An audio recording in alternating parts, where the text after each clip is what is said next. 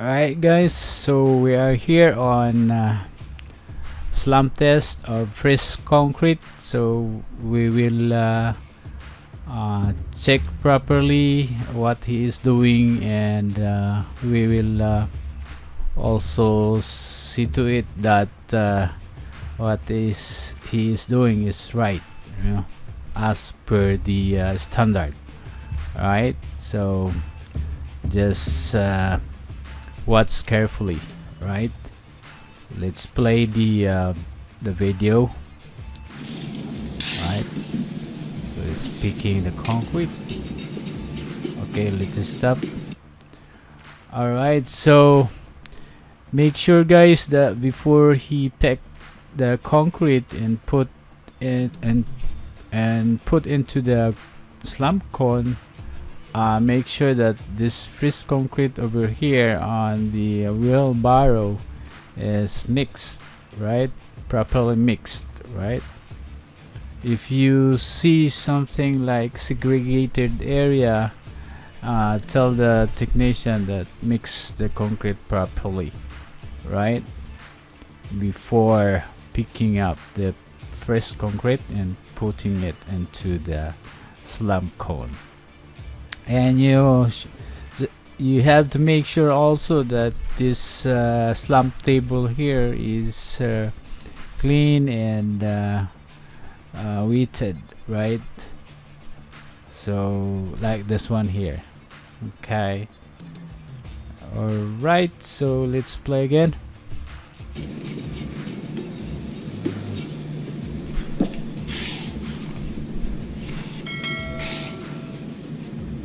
Okay. Alright, I can see something. Right, let's just stop.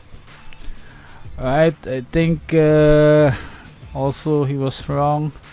I'm gonna explain to you the proper filling of concrete into the slump cone and proper procedure of the slump test. Okay. And let's pick the sketchbook. I'm gonna show you the proper filling of fresh concrete into the cone, right? So let's draw. Let's say, for example, this is slump cone, and this is the top, right? And this is the base of the cone So what you are going to do is to fill this at 1/3 of height, right? So you have to tell the technician that you have to do first filling of fresh concrete on 1/3 of height. Okay, let's undo that part. So this is total height. Here is 1/3 of height. So this is the first layer. Okay, then fill that with concrete. This is first layer, and then you have to rad it by 25 times, right? 25 times radded. 1, 2, 3 and until 25, right? Once you finish the 25, then fill again with another 1/3 of height. Okay, 1/3 of height. So again, fill the concrete of this area, and then blows again with 25 rods. Okay, if you notice that the radding is not reaching 25 or it is over 25, so you have to tell the technician that please follow the required blows or number of rods in every layer, right? So remember that 25. And then this is important also, that the rod should not be when you rod this second layer here, the rod should not reach the first layer like this one here, right? Tell the technician that it should only be on the second layer. It will not reach to the previous layer, right? This is wrong. Okay, so remember that. Then once you finish your second layer, then you go to fill the last layer, which is also 1/3 of height. Right, so 1/3 of height, right? Then another 25 blows. All right, so again, don't reach the rod onto the second layer, right? All right, so that is, so that's it for this one. And once finished, then make it the top layer to be properly finished, right? Okay, so let's go to the video. Okay, let's play and let's see what's happening. Okay, stamping that. As you can see, that is the top is plain. All right, so guys, also remember on pulling up this cone as per standard, there should be only 10 seconds, right? Sometimes I had an experience with the other technician that it's very what do you call this, very slow in pulling up the cone. It took 20 seconds, so I told him make sure that it's only 10 seconds, right? All right, so that's it. Let's measure the slump now.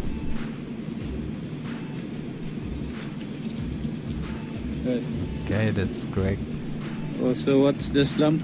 The slump. All right, so let me explain, guys.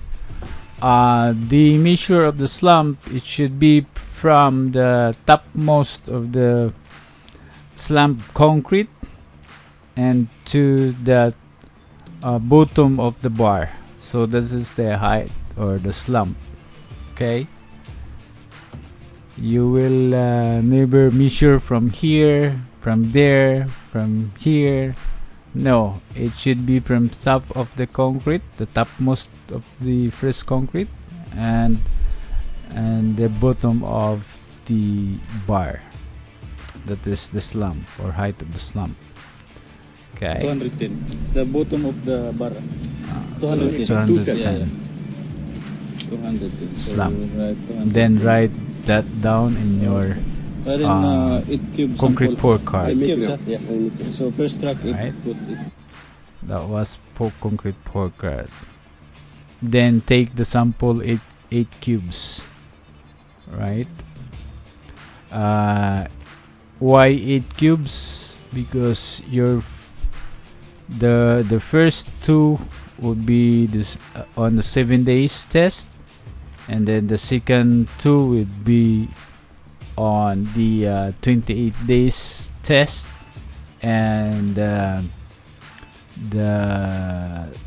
third 2 and fourth 2 would be spares, right?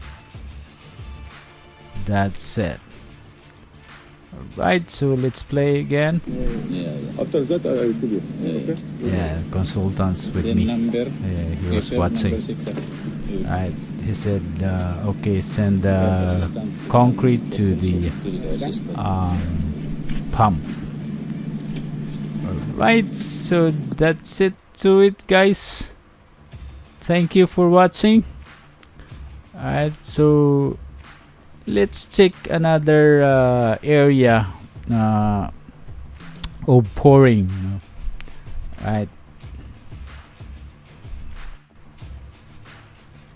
Okay, guys, so we are here near the pump where the truck mixer is pouring the fresh concrete onto the pump, right? So the pump also is pumping the concrete up to the floor, right over here. So if you can notice, this is the truck mixer and the pump over here. Okay, so what I want to check here, or what I want you to check here on this area, is the mixing of water onto the truck, right? Tell the if you notice that they are, adding some water on the truck mixer, just tell them no, because it's not allowed to fill water on the fresh concrete, right? It's not allowed. So that's the important thing also that you have to check, right? So let's play. See, so there are mini trucks over here, right? So let's check another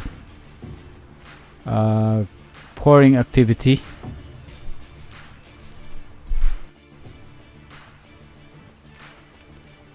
Alright, so let us see, right, what we can comment on this pouring activity. So we are pouring on the rough foundation of our 37-story mixed-use project in Dubai. Alright, so we are on rough foundation now. So we are casting this one, because we got approval from the municipality engineer of Dubai. Alright. Right, so let's check. Let's play. Right. I can see there's no much vibrator over here. Okay, let's comment. So first, guys, in its pump, right? So we have two pumps here, and its pump, there should be two vibrators, right? And like this one here, so there is how many? 1 2 3, I think there's one over there, right? Right, so, and make sure that the quantity of vibrator must be as per your approved method statement. Make sure that if you develop a method statement, you state there the requirement of your uh, vibrator, right? Okay, so let's play. People are sitting here.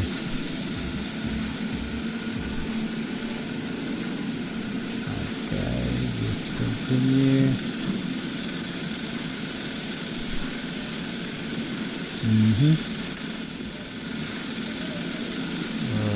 Alright. Okay, I can see something.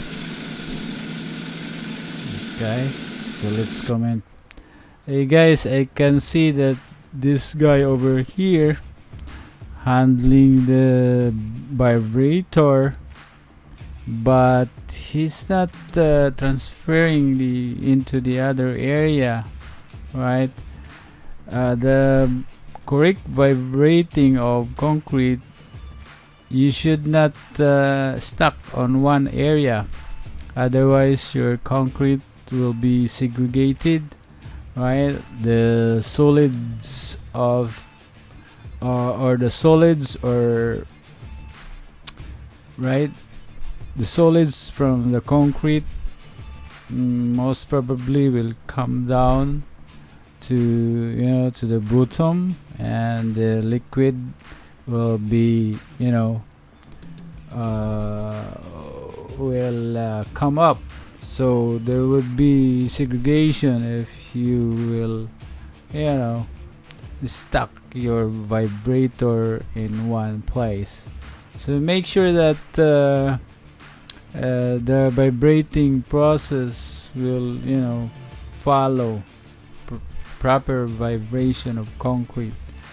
You don't need to stuck in one area. Tell them to go to the other area around this concrete over here. So that's very very what we call very bad, right, act. As you can see, he's not moving. He should bring the vibrator over here, over here, over here. As you can see, it's not acceptable, right? So that's what the important thing also. Maybe it's because he's alone and nobody's helping him. And then he became lazy. Sorry guys, that's our comments only. Alright, so I think it's okay here about the safety. So that's part of the safety, as I can notice over here. Alright, some are not wearing safety jacket, the reflectorized jacket. One here, two here, three, right? They should wear safety jacket. It's reflectorized jacket.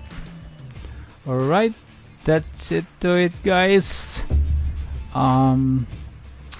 Please subscribe and click the bell icon so you won't miss any other informative videos like this. Alright, so don't forget to like.